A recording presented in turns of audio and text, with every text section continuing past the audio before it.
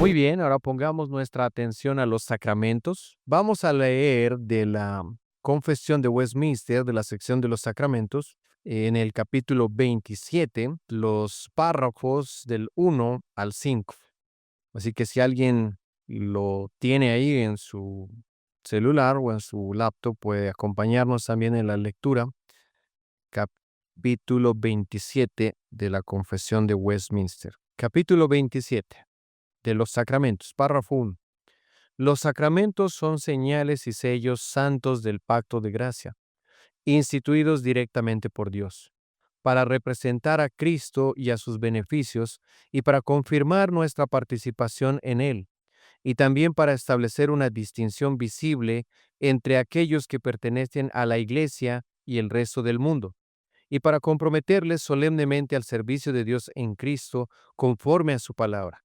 Párrafo 2. Hay en cada sacramento una relación espiritual o unión sacramental entre la señal y la cosa significada, de donde llega a suceder que los nombres y efectos del uno se atribuyen al otro. Párrafo 3. La gracia se manifiesta en los sacramentos o por ellos mediante su uso correcto. No se confiere por algún poder que haya en ellos, y la eficacia del sacramento no depende de la piedad o intención del que lo administra, sino de la obra del Espíritu y de la palabra de la institución, la cual contiene, junto con un precepto que autoriza el uso del sacramento, una promesa de bendición para los que lo reciben dignamente. Párrafo 4. Solo hay dos sacramentos instituidos por Cristo nuestro Señor en el Evangelio, y son el bautismo y la cena del Señor, ninguno de los cuales debe ser administrado sino por un ministro de la palabra legalmente ordenado. Párrafo 5. Los sacramentos del Antiguo Testamento, en lo que se refiere a las cosas espirituales significadas y manifestadas por ellos, eran en su sustancia los mismos del Nuevo. Como cristianos estamos llamados a crecer en la gracia. Y como nuestros cuerpos físicos necesitan alimento para crecer, también nuestras almas necesitan alimento para crecer espiritualmente. Y ahora esta comida espiritual son llamadas medios de gracia. Ahora debemos recordar que toda la gracia viene de Dios, que Dios nos ha bendecido con toda bendición espiritual. Nos dice en Efesios 1:3. Y que todas esas bendiciones espirituales vienen a través de Cristo. Bien, ahora entonces vemos que Dios es el dador de gracia y que la gracia que Él da incluye todas las virtudes, la fe, la esperanza, el amor, todo lo que nosotros necesitamos. Él podría darnos esa gracia directamente. Podría Dios obrar de manera milagrosa en la regeneración. De hecho, Espíritu Santo obra directamente en nuestros corazones. Pero la manera normal que Dios obra es a través de medios. Así que no es que sucede el crecimiento de las personas sin ninguna razón, sino que crecen de modo natural a través de la provisión que Dios da para su crecimiento. Así que la iglesia en sí misma es una institución de los medios de gracia para el mundo.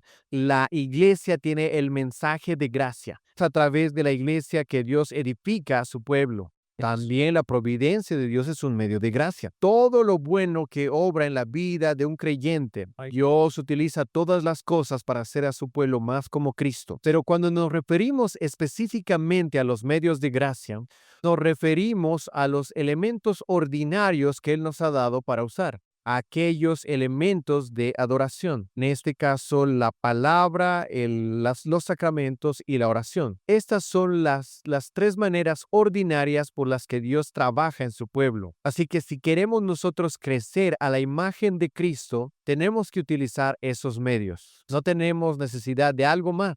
Si somos iglesias fuertes, nos enfocamos en la palabra, en la oración y en los sacramentos. Hay un grupo de iglesias allá en Michigan que están planeando plantar más iglesias y ellos dicen que quieren plantar medios de gracia de iglesias, no iglesias que estén enfocadas en lo que sea la moda o que sean como que también basadas al intelectualismo, sino iglesias que hagan básicamente lo elemental, la palabra, la oración y los sacramentos. Término sacramento proviene de la palabra latina sacramentum, que significa una cosa sagrada. Esta palabra también ha sido traducida algunas veces como mysterium. O perdón, la palabra mysterium del latín fue traducida como al griego como un misterio. Así que la idea que mantiene es la idea de un misterio. A algunos protestantes no les gusta la palabra sacramento. En sí como que una idea bien fuerte con el catolicismo romano. Quieren usar las palabras ordenanzas, haciendo alusión que fue ordenado por Cristo. Está bien usar esa palabra en contextos donde es difícil para otros asimilarla. Sin embargo, sacramento ha sido la palabra que se ha usado a lo largo de los siglos en la iglesia. Así que, ¿qué es un sacramento? Agustín lo definió como una señal sagrada. Pedro Lombardo tiene una definición famosa. Es una forma visible de una gracia invisible. En el Catecismo Menor se pregunta ¿qué es un sacramento? Y la respuesta es, un sacramento es una ordenanza santa instituida por Cristo, ya sea por señales sensitivas. Cristo y los beneficios del nuevo pacto son representados, sellados, dados a los creyentes. Esta terminología de señales y sellos es importante. Viene de Romanos 4:11, donde habla de Abraham. Sé que él recibió la señal de la circuncisión, sello de la justicia que él tenía por fe cuando él todavía era incircunciso. En la Confesión de Fe de Westminster, capítulo 27, leímos que los sacramentos son santas señales y sellos, pacto de gracia, instituidos por Dios para representar a Cristo y sus beneficios, para confirmar nuestro interés en Él, para poner una diferencia visible entre aquellos que pertenecen al mundo y a la iglesia, y para comprometernos de manera solemne al servicio a Dios en Cristo acorde a su palabra. Así que en este párrafo se nos dice dos maneras en las que es una señal y dos maneras en que son sellos. Se nos dice que simbolizan el evangelio, una señal. Es una señal que apunta hacia el evangelio. Segundo, también se nos dice que provee seguridad. Esa es la función de un sello.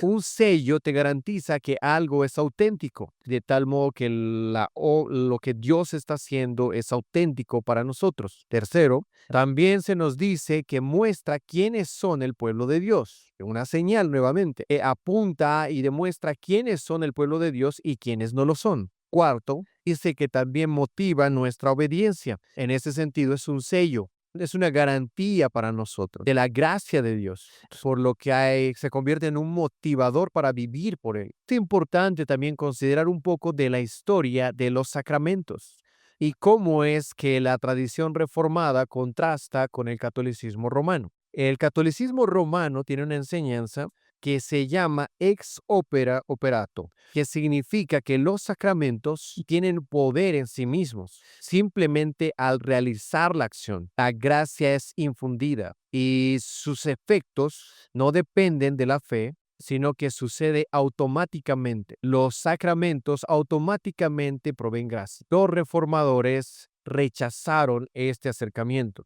Los reformadores reconocieron que los sacramentos ayudan en la salvación, no porque tengan en sí un poder propio o que la persona que los administra tiene un poder, sino por la obra del Espíritu Santo en aquellos que lo reciben por fe. Así que Dios obra a través de esos medios, la obra del Espíritu. Así que lo externo no tiene sentido sin la obra interna. Los sacramentos no son para crear fe, sino para fortalecer esa fe que ya existe. Porque la fe simplemente viene por oír y oír la palabra de Dios. y que evitamos ese uso supersticioso de los sacramentos, por lo que rechazamos el acercamiento de la regeneración bautismal, que el bautismo en sí causa la regeneración. Bien, rechazamos la comunión de infantes, porque los infantes no reciben ningún beneficio si están separados, si no hay fe. Y también aquí quizá una nota extra. Las notas que son provistas por el ministerio ITEM y mi propia perspectiva mantienen la posición del paidobautismo. A veces es llamado así paidobautismo. Esa tiene la perspectiva, las notas de la clase. Sin embargo, no estoy aquí para intentar cambiar la mente de nadie, en menos tratar de convencerte de que creas lo que yo creo. Estoy completamente feliz que los bautistas sigan bautizando como lo hacen, pero simplemente para darte una perspectiva, e incluso mi objetivo es este. Muchas veces he visto que algunos bautistas no entienden el acercamiento bíblico y rechazan las prácticas de la Iglesia Reformada, así que en la discusión tendremos como objetivo que ustedes puedan ver que tiene una base bíblica, también de una manera que ustedes puedan respetar a personas con las cuales no están de acuerdo completamente. Mi esposa y yo teníamos ese desacuerdo sobre el bautismo cuando estábamos conociéndonos, pero llegamos a un punto, estudiando ambas perspectivas, llegamos a respetar cada una de las posiciones, entendiendo que cada uno de los lados trata de mantener su base bíblica, siguiendo la palabra de Dios en su entendimiento. Que por supuesto todavía podemos tener mucha unidad en nuestras iglesias, trabajar juntos, y en el cielo un día estaremos unidos en este aspecto. Sin embargo, para apuntar de lo que estamos hablando, si la fe entonces es necesaria para que el sacramento sea efectivo y no se les permite la comunión, entonces la pregunta sería ¿por qué entonces damos el bautismo a los infantes? Y aquí vemos una diferencia en la posición del sacramento, porque nosotros simplemente somos bautizados una sola vez. Para el resto de nuestra vida cristiana se nos dice que obtenemos un beneficio, y en nuestra fe que ya poseemos, mira al bautismo que nos realizamos y lo mira como un símbolo, y obtiene entonces un beneficio de aquello. Así que incluso si hay alguien que haya sido bautizado, puede mirar hacia atrás, hacia su bautismo, observar el simbolismo del evangelio y también ser fortalecido en su fe. Sin embargo, con la Cena del Señor, el beneficio está en la administración presencial. No tengo yo que mirar atrás a la Cena del Señor que celebré hace 15 años atrás. Recibo los beneficios por fe al mirar la presencialidad de la administración. Por eso es que no importa, no tiene ninguna edad, de tal modo que incluso los niños que participan llegan a tener una fe fuerte. En ese caso pueden participar. Así que continuemos con la historia. La Confesión de Fe de Westminster dice que no debemos ser negligentes en los sacramentos. Dice que no está tan atado a la salvación de tal modo que alguien no pueda ser salvado sin los sacramentos. En última instancia es la fe el instrumento para la salvación, como Cristo es el mediador de la salvación. La Iglesia Católica Romana tiene 7 sacramentos: el bautizo, la confirmación, la comunión, la penitencia, la extrema unción, la ordenación y el matrimonio. La mayoría de los protestantes simplemente tienen 2, el bautismo y la Cena del Señor. Y se dice de un sacramento que primero tiene que ser instituido por Cristo, y segundo, tiene que ser una señal que muestre los beneficios de Cristo y que sella a los creyentes. Todos los otros sacramentos católicos romanos fallan al cumplir eso. El matrimonio no fue una ordenanza dada por Cristo, sino que fue una ordenanza creacional dada a toda la humanidad. La penitencia y la extrema unción, en la manera como lo practica el catolicismo romano, no fueron jamás instituidos por Cristo y no se pueden encontrar en las Escrituras. La ordenación es mandada en las Escrituras, pero no es ni un sello ni una señal de la salvación. Así que los reformadores estaban en contra de la postura católica romana. También están en contra de la visión evangélica moderna, que observan simplemente los sacramentos como símbolos, que quiere decir que solamente representan la obra de Cristo, pero que no confieren ningún beneficio. Son simplemente señales y no sellos. Así que por lo general esta clase de iglesias también son negligentes, lo utilizan bastante raro en algunas ocasiones simplemente, o no lo hacen con el cuidado que se debe. Pero la enseñanza de los reformados es que son medios de gracia y que recibimos gran beneficio espiritual de ellos. que Dios está presente de una manera especial, que son mucho más que solamente símbolos de verdades, sino que confirman gracia cuando son recibidas por fe. Un pastor una vez dijo, en los sacramentos no es que obtengo yo un Cristo diferente, pero obtengo a Cristo de manera diferente, una manera diferente, no solamente por el oír, sino por el tocar, por el sabor, el saborear, el sentir, incluso por el olor. Así que la verdad entonces se imprime de muchas maneras. Y este es un regalo de Dios y para que nos da para crecer espiritualmente. Algunos dicen que esta perspectiva, me refiero a de las iglesias evangélicas, algunos lo ven como la perspectiva memorial, que originalmente proviene de Ulrich Zwinglio, fue uno de los reformadores en Suiza, pero algunos eruditos recientemente dicen que realmente no es así ese caso y que realmente había mucho más acuerdo entre Zwinglio y Calvino del que nosotros pensamos. En el párrafo 3 que nosotros leímos en la confesión, utiliza este lenguaje de una unión sacramental, una conexión especial entre la señal y lo que significa, lo que quiere decir que los nombres y los efectos de uno son atribuidos al otro. Este concepto nos ayuda con algunos términos difíciles teológicos, donde a veces parece que se atribuye salvación a los sacramentos. Pero esta teología nos dice que están tan relacionadas, a veces el nombre de uno es puesto en el lugar del otro. Así que cuando dice sean bautizados y límpiense de sus pecados, parece sonar de que el bautismo nos lava nuestros pecados, pero ese más bien es el lenguaje de la unión sacramental que nos muestra esa relación en esas dos realidades. Nos muestra esa conexión cercana que tienen. Ocasionalmente nosotros utilizamos un lenguaje similar en la vida diaria. Así que en una boda, en los Estados Unidos decimos, con este anillo yo estoy unido. El anillo no es que significa el matrimonio, tiene un significado con el matrimonio, de tal modo que a veces podemos decir que el anillo es el matrimonio. Agarras tu billetera y tú dices, esta es todos mis ahorros, esto es todos mis ahorros. O si estás agarrando tu tarjeta de crédito o tal vez tu tarjeta del banco, tú dices, este es todo el dinero que tengo. De hecho, tu dinero está en algún banco, hay una conexión tan relacionada entre tu tarjeta del banco, puedes referirte a tu tarjeta del banco de esa manera. Y eso nos ayuda a entender cuando la Biblia utiliza esta clase de lenguaje. Así que esto es una manera de introducirnos a los sacramentos. Algo que creo que es importante enfocarnos cuando hablamos de los sacramentos, que seguramente lo hemos hecho ya, es realmente entenderlo como un acto de adoración y que nosotros comprendamos y entrenemos a nuestro pueblo que puedan obtener los beneficios de esto.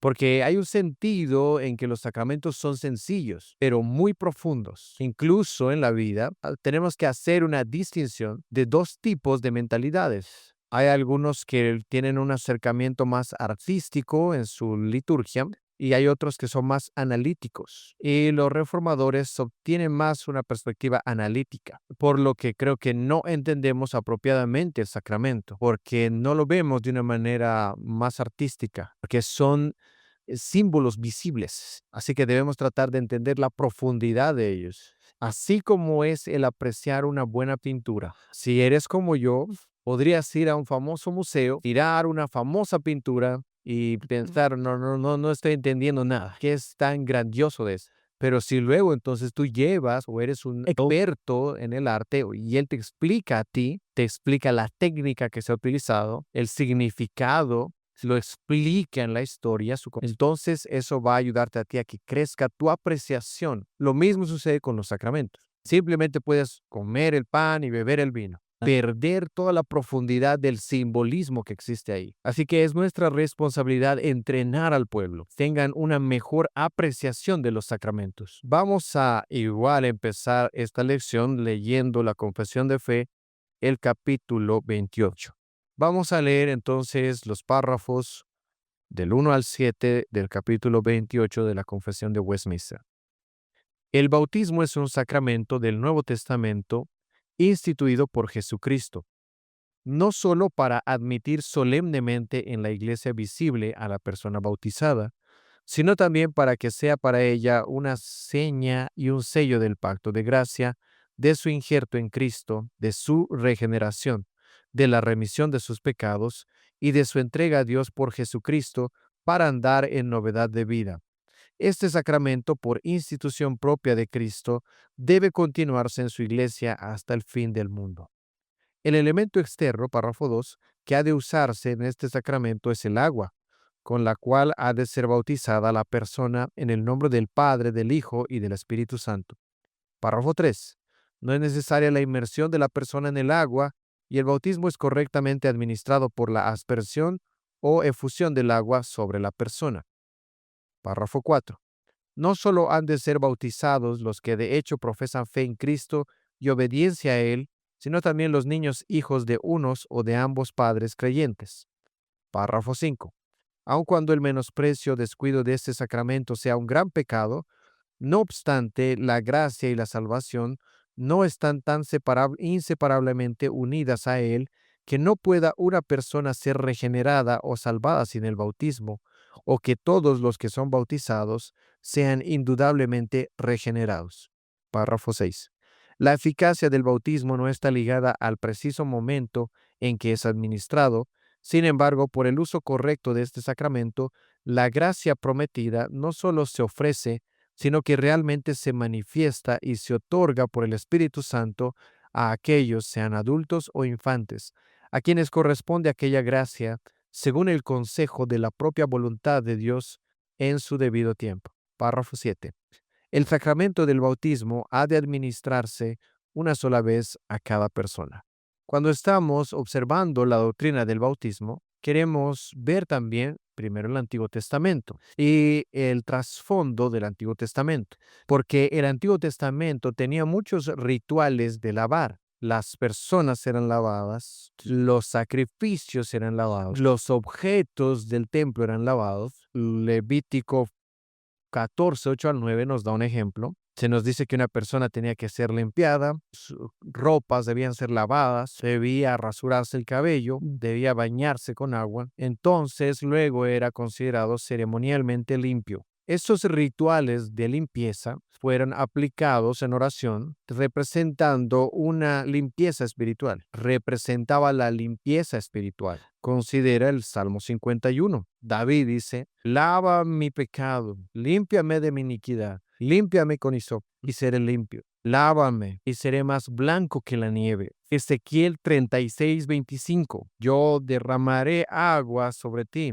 y serás limpio. Te limpiaré de tus impurezas y de todos tus ídolos. ¿Te preguntaste alguna vez por qué Juan el Bautista, de dónde obtuvo la idea del bautismo? Fue basado de estos textos del Antiguo Testamento y se llegó a convertir una práctica de los judíos, tener estos rituales de limpieza, especialmente cuando alguien se convertía a la fe. El bautismo de Juan era llamado el bautismo de arrepentimiento, simbolizando la necesidad de limpieza de los que se acercaban. Y este era preparatorio para la obra de Cristo. Esto tiene valor porque el trasfondo del bautismo del Nuevo Testamento tenía que ver con estos bautismos que serían en el Antiguo Testamento. Ahora hay debate en este punto si realmente el bautismo de Juan podía ser considerado un bautismo cristiano o era más bien otro bautismo diferente del bautismo cristiano. Sin embargo, la mayoría de los reformados dirían que no es equivalente al bautismo cristiano, sino que el bautismo cristiano fue instituido en la Gran Comisión, Mateo 28:19, donde el Señor está hablando a sus discípulos: vayan y hagan discípulos a todas las naciones, bautizándolos en el nombre del Padre, del Hijo y del Espíritu Santo. Y es ahí donde el bautismo realmente es instituido. Así que noten el orden acá. El objetivo es discipular a las naciones, y este discipulado consiste de dos cosas: bautizarlos en el nombre del Dios Trino, y luego continúa diciendo que les enseñen a observar todas las cosas que les había enseñado. Y aquí hay un punto importante, porque vemos que el bautismo es el punto inicial del discipulado. Es la culminación del discipulado, porque se ve en muchas iglesias Muchas personas están esperando de ser bautizados. O sea, todavía no soy lo suficientemente bueno para ser llamado cristiano. Estoy viviendo tan santamente todavía. Piensan que deben alcanzar un punto elevado espiritualmente antes de que ellos sean bautizados. Sin embargo, es lo opuesto. El bautismo no es lo último, es simplemente el inscribirse a la escuela de Cristo. Es decir, de manera pública, yo me estoy uniendo a la escuela de Cristo. Yo seguiré a Cristo. Yo seguiré, guardaré sus mandamientos y aprenderé de sus caminos. Bautismo no es la ceremonia de graduación. Nosotros digamos, ya soy un discípulo completo. Y por causa de ese error, es por esta razón que algunos reformados bautizaban también a los hijos de los padres no creyentes. Padres creyentes, perdón, reconociendo que en Efesios se nos llama a los padres a que eduquen a sus hijos en la disciplina y administración del Señor. Así que es un reconocimiento crecer en una familia cristiana. Entonces, al crecer en una familia cristiana, ya están ellos involucrados, ya ellos serán llamados constantemente a arrepentirse y creer. Ellos serán llamados a obedecer y servir y serán criados como siervos de Cristo. Entonces, para ellos su bautismo entra su iniciación de esta escuela de discipulado. Y está bien si hay un desacuerdo, no hay problema. Muy bien, vamos a considerar la significancia del bautismo. El bautismo simboliza el Evangelio y los beneficios del Evangelio. Significa la unión con Cristo. Es por eso que usamos este lenguaje de ser bautizados en el nombre de Dios. Ser bautizado en su nombre simboliza nuestra relación de pacto. 1 Corintios habla del bautismo o también se menciona en el nombre de Pablo y ilustra el mismo uso.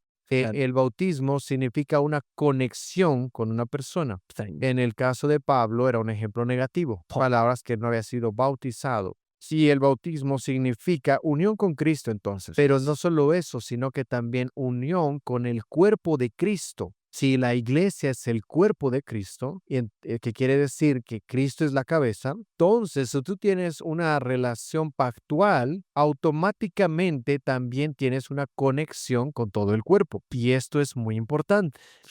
Entonces se nos enseña que el bautismo es dado a la iglesia local, porque eres bautizado en un cuerpo. Es una ordenanza de la iglesia. Es por eso que generalmente evitamos bautizos que están desconectados de la iglesia local. Por ejemplo, de donde yo vengo, es muy común que sucedan bautismos en un campo de verano. Donde tú tienes un campamento de niños ahí y bautizan a muchos de ellos. Y después los envían a su casa. No son parte de ninguna iglesia, organizado por ninguna iglesia, así que se pierde el simbolismo. Es más bien una relación de su entrada a la iglesia, lo que es correcto que sea administrado en las iglesias locales. Puede haber algunas excepciones, ser el caso como el de el Felipe y el etíope, por ejemplo, o en algunas circunstancias similar. Así que significa unión con Cristo, también significa limpieza, la limpieza de los pecados y de la culpa del pecado, que el agua realmente es el símbolo de la limpieza. Colosenses 2, 11 al 12 es un pasaje importante. Y aquí el apóstol Pablo hace una conexión entre el bautismo y la circuncisión. Colosenses 2, 11 al 12. En él también fuisteis circuncidados con circuncisión no hecha a mano, al echar de vosotros el cuerpo pecaminoso carnal en la circuncisión de Cristo, sepultados con él en el bautismo, en el cual fuisteis también resucitados con él, mediante la fe en el poder de Dios, que le levantó de los muertos. Colosenses 2, 11 y 12. Aquí el apóstol Pablo está utilizando el lenguaje de la circuncisión y el lenguaje del bautismo para comunicar las mismas verdades, que en ambos elementos existe un simbolismo, recibir una limpieza. Pablo entendió que había un simbolismo similar, un simbolismo de que se iba a lo pasado y venía lo nuevo. Sí, que el bautismo simboliza la limpieza, pero también simboliza o significa el bautismo del Espíritu Santo. Esa era la obra de Cristo al enviar a su Espíritu. En Mateo 3:11 leemos lo que dice Juan, dice: yo te bautizo con agua para arrepentimiento, pero detrás de mí viene uno más poderoso, de quien no soy digno de atar sus sandalias. Él los bautizará con el Espíritu Santo y con fuego. Así que el bautismo físico apunta también a nuestro bautismo espiritual. Es importante aquí notar que para ambos bautismos, tanto el bautismo, el simbolismo básicamente es el mismo. El bautismo simboliza la unión con Cristo, simboliza la limpieza del pecado, simboliza el bautismo del Espíritu Santo. Pero las preguntas claves, aunque simboliza todo esto, simboliza que estas son verdad de la persona que lo recibe. Aunque los bautistas responden esto de una manera diferente, si diríamos que el simbolismo es verdadero por la verdadera profesión del creyente, si nosotros encontramos que hay una persona que no es genuina, entonces ese bautismo no fue un bautismo, que es una razón por qué algunos bautistas practican el rebautismo. Así que tal vez alguien fue bautizado a sus 16, claramente se apartó y después de un tiempo llega la convicción de que es realmente convertido. Así que se le puede decir, tú tienes que ser rebautizado, porque ese simbolismo no contó, que no era verdad en ti. Sin embargo, otros bautistas podrían decir que incluso, aunque tú no eras creyente en ese momento, el simbolismo todavía permanece. El bautismo sigue siendo un símbolo de limpieza y unión. Y ahora nos regocijamos que es verdad en ti, pero todavía recibes de manera verdadera esa ordenanza. Has sido limpiado en agua, en nombre de Cristo, en una iglesia, así que fue un verdadero bautismo. El bautismo tiene más o menos esa perspectiva. Estas realidades podrían no haber sido verdaderas en el infante. El bautismo de infantes está declarando que estas son verdades para el infante. No se está diciendo que él está unido con Cristo. Pero el lavamiento por el agua, simplemente simboliza esa unión, no que necesariamente sea verdadera en el infante. Así que el punto es que cuando se vuelve verdadero, puedes hacer un buen uso del sacramento. Y esa es una manera como podemos pensar de eso. Así que a veces hay una mala concepción que algunos piensan que el bautismo, es decir, que el bebé es salvo. Algunos pocos sí creen eso, pero la mayoría creemos que el niño tiene que tener una fe personal y venir a Cristo. Y en ese sentido, su bautismo sí se convierte verdadero. Así que imaginen que el bautismo es como una flecha. Para un bautismo de un adulto, la flecha apunta hacia afuera. La flecha apunta hacia atrás. En el adulto que fue bautizado, apuntando al tiempo pasado en el que fue bautizado. Para un infante es una señal hacia adelante de una fe que vendrá y también es un ánimo para que él crea. El bautismo está diciendo, Dios te ha marcado, debes creer en él, debes vivir santamente para él. Pero en cualquiera de los casos, recordemos que incluso aquellos que tienen una perspectiva bautista, todavía bautizamos adultos. El simbolismo del bautismo es el mismo, ya sea que la fe venga antes o después. En lo que estamos de acuerdo es en lo que significa el bautismo. Ya hemos discutido que el bautismo no es que automáticamente salva, pero algunas denominaciones cristianas piensan que el bautismo es necesario para la salvación. Y creen de manera ordinaria, se cree de manera ordinaria que no se bautizan a no creyentes. Pero en el caso de aquel ladrón en la cruz, él dijo al ladrón que estaría con él el mismo día en el paraíso. Y en ese caso él no había sido bautizado. Así que consideremos qué es lo que hace el bautismo. Si el bautismo entonces no salva, ¿qué causa?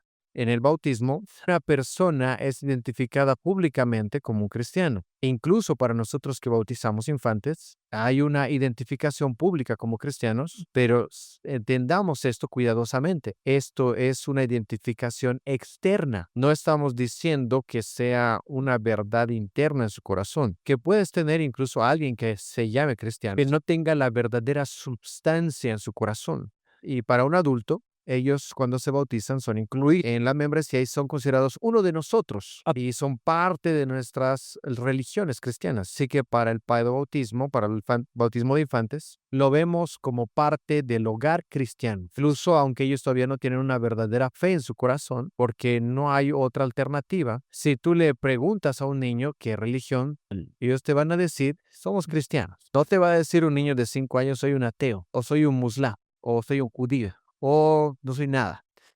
Incluso en su edad temprana, que se reconocen como siendo parte de la religión de sus padres. Así que los bautizamos en reconocimiento de que son uno con nuestra familia externamente y les animamos constantemente a que eso sea interno también. Así que el bautismo se convierte en algo de ánimo y como esperar que eso se haga una realidad interna. También se le promete a los padres a Cristo y quieren que ellos tengan sus hijos a Cristo por sí mismos. Vamos a ver alguna base bíblica del bautismo, pero primero vamos a ver respecto del modo del bautismo. Hay algunos argumentos para la inmersión. Muchos creen que la palabra del griego bautizo solo significa sumergir. Pero hay otros pasajes en el Nuevo Testamento que simplemente significa lavar. Y es una limpieza ceremonial, donde el monto del agua no es importante. Por ejemplo, en Lucas 11:38, los fariseos se sorprendieron de que Jesús no se había lavado antes de comer. Y la palabra que aparece ahí para lavar es la palabra baptizo. Pero simplemente era Cristo que tenía que lavarse las manos. En Marcos 7:3-4, otra vez los fariseos dicen que deben lavarse antes de comer.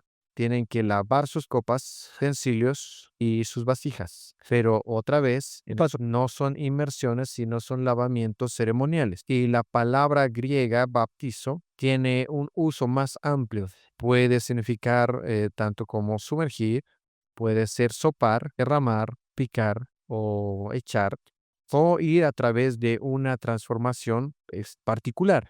Es también muchas veces otro argumento para los bautistas, viendo el caso de Juan, que él se encontraba en muchas aguas, pero necesariamente no tenemos que concluir en una inmersión. Simplemente que se nos diga que había muchas aguas porque había muchas personas que venían. Otro más fuerte está en Hechos, donde hemos visto de Felipe y el eunuco, donde bajan al agua y suben de las aguas. Pero tampoco se nos da más detalles. Tal vez solamente entraron ahí o no lo sabemos. No nos lo dice.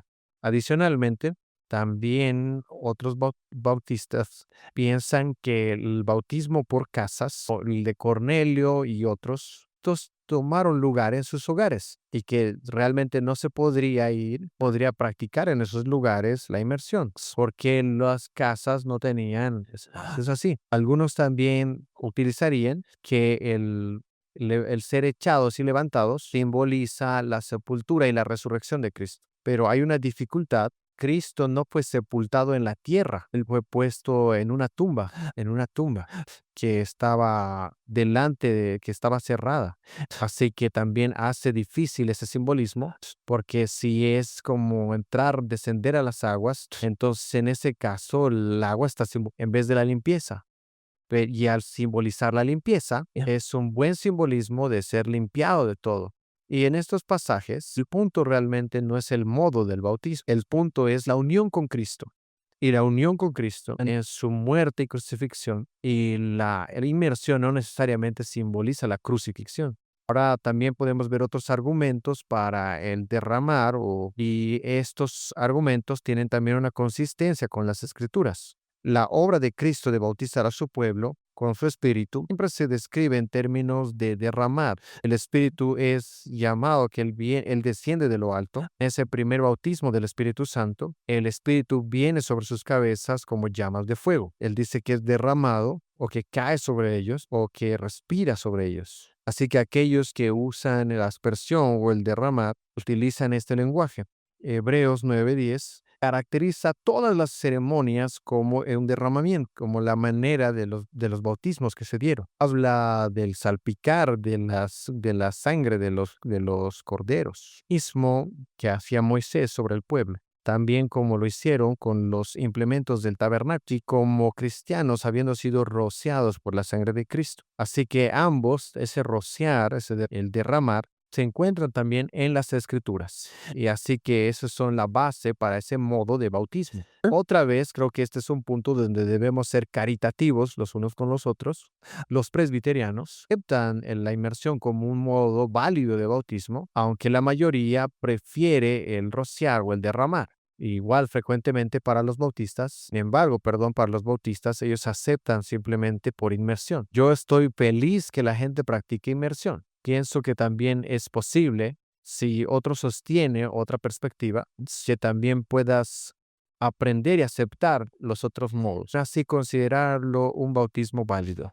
Porque en última instancia, el monto de agua no es lo más importante, es el simbolismo del agua, que es un lavamiento. Así como con la cena del Señor, estamos contentos con tener un pedacito de pan y una pequeña copa de vino. Es la cantidad del monto de pan y de vino que comemos y bebemos, pero es el simbolismo. Muy bien, vamos a considerar algunos pensamientos cortos sobre el paedobautismo. Así que todos estamos de acuerdo, los convertidos a la fe cristiana deben ser bautizados, pero cristianos también piadosos, hermanos y hermanas en Cristo, muy preparados, eruditos de la alta academia, han estado en desacuerdo por los últimos 500 años si los creyentes o si los hijos de los creyentes deberían o no ser bautizados. Existe evidencia del bautismo de infantes en la iglesia primitiva, pero también existe evidencia que era como base en mala teología, y la visión sacramental del catolicismo romano obtuvo de una mala enseñanza su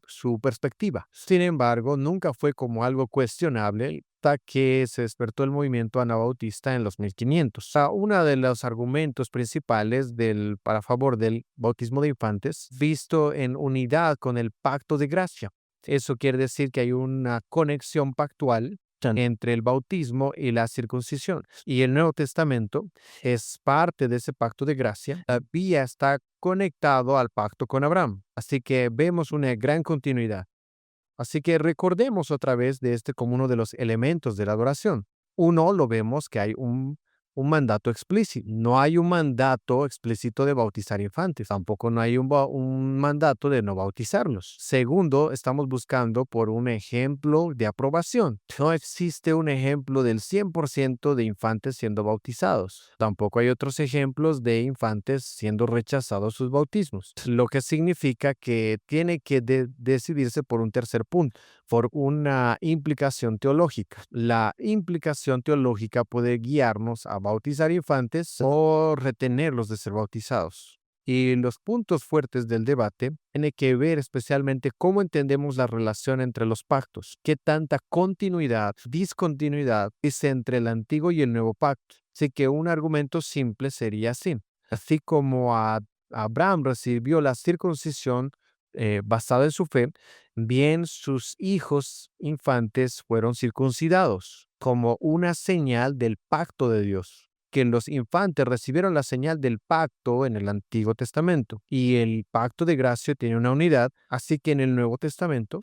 los judíos de ese tiempo automáticamente ellos esperarían, sus hijos también tendrían que recibir la señal del pacto. Y si estas familias, de las cuales sus hijos han sido siempre parte les diría que ahora sus hijos ya no están incluidos en el pacto, eso sería como algo bastante no. Eso entonces sería algo de lo que Pablo hablaría en alguna de sus cartas. Como no encontramos un mandato en el Nuevo Testamento que niegue darles la señal del pacto a los infantes, entonces todavía se les puede dar la señal del pacto a los infantes. O un segundo argumento podría ser como el que sigue. Si el bautismo es la admisión para aquellos que entran a la iglesia, hijos de los creyentes son considerados parte de la iglesia. Entonces reciben la señal del pacto. Consideremos un poco el Antiguo Testamento. Los varones recibieron la circuncisión como señal y no solamente mostraba que eran israelitas, pero significaba algo y sellaba, dando una unidad con Dios y un lavamiento. Y la circuncisión tenía el propósito de simbolizar la circuncisión y esa idea cruza alrededor del Antiguo Testamento, que habían algunos que solamente habían sido circuncidados, pero todavía tenían que ser circuncidados del corazón, así como alguien que se bautizado en agua, tenía que ser también bautizado en espíritu. Así que luego el Señor renueva este pacto con Isaac y Jacob y les dice que mantengan esta señal. Así que para el pueblo de Israel la circuncisión fue muy importante. Incluso más allá, los niños fueron integrados en las ceremonias los niños son mencionados en Deuteronomio 29, en Josué 8, en 2 Crónicas 20 y en Joel 2. Y también hay muchas promesas en el Antiguo Testamento y a los hijos y a los hijos de sus hijos. Lo vemos en el 5º y el 6º mandamiento, Deuteronomio 6, Salmo 78. Así que ahora, llegando al Nuevo Testamento, el lugar de los niños en la iglesia es afirmado. Jesús bendijo a los niños pequeños, es decir, que les muestra que tienen un lugar como pueblo de Dios. Incluso cuando las personas estaban resistiendo, dijo, dejen a los niños venir a mí, que a ellos les pertenece el reino de Dios. Incluso aunque ellos no entendían, aquel los incluye en su bendición. En el sermón de Pedro, en Hechos 2:39, cuando el Espíritu ha sido derramado, dice que esa promesa del Espíritu es para ti, es decir, refiriéndose a los judíos, para sus hijos y para todos aquellos como a todos aquellos que sean llamados. Así que cuando se refiere tú y tus hijos, ellos entendían, pero lo que es asombroso, el pacto se había expandido para incluir incluso a los gentiles, a aquellos que están más lejos, aquellos que el Señor ha llamado del este o del oeste. Así que ahora los miembros del pacto se expanden, no solamente judíos y sus hijos, sino que también los gentiles. Así que excluiría a los simples, más bien les quitaría los beneficios del pacto. Así que eso sería otra vez una sorpresa para el pueblo. En el libro de los Hechos, ahí en Corinto, leemos de bautismos que se daban en hogares. No sabemos, por supuesto, si había infantes en él, pero la idea del bautismo en hogares es importante. Hay un reconocimiento de que hay algo como un bautismo ahí que sucede y que había entonces una religión en ese hogar. Así como dice Josué, en cuanto a mí y mi casa, iremos a Jehová. Hay casas en las que se bautizan. En 1 Corintios 7:14, el apóstol Pablo menciona que los hijos de los creyentes son santos. No es que han sido limpiados y regenerados, pero por causa de su conexión con un padre cristiano, han sido apartados de los hijos de los paganos, porque la controversia fue, si tú tienes un padre que es cristiano y otro que es pagano, ¿sería el hijo considerado parte de la iglesia? Tendría que ser considerado parte del mundo por el lado del padre pagano. Y Pablo dice, no se preocupen, padres cristianos, ellos son santos, es decir, que han sido separados también como pueblo. Y para mostrar aún más, cuando el apóstol Pablo escribe muchas de sus cartas, él dice, por ejemplo, a los santos en Efesios, y en su carta, él específicamente agrega a los hijos, niños obedezcan a sus padres en el Señor. Así que los considera y luego les incluye en esa frase a todos los santos. No necesariamente que ellos sean internamente santos, pero de manera externa están con el pueblo de Dios. Tenemos otras imágenes del Antiguo que nos habla en 1 Pedro 3:20 al 21 del diluvio. También es llamado bautizo en 1 Corintios 10:1 al 2, el cruce del Mar Rojo. En ambos casos, esto incluía a familias completas. Así que para citar a Robert Raymond, dice, por causa de que los hijos del pacto son hijos pactuales, no deberían ser excluidos de la iglesia. Y así como la señal del pacto de gracia fue puesta en los hijos del Antiguo Testamento, también la señal del pacto, ahora es el bautismo, administrada tanto a infantes, niños y niñas, de aquellos que son padres creyentes y que están bajo la administración del Nuevo Testamento, del mismo pacto de gracia. Así como se ha ampliado el pacto, incluyendo a los gentiles, la señal también se expandió a incluir a las mujeres. Pero que eso no sea mucha promoción del paido bautismo.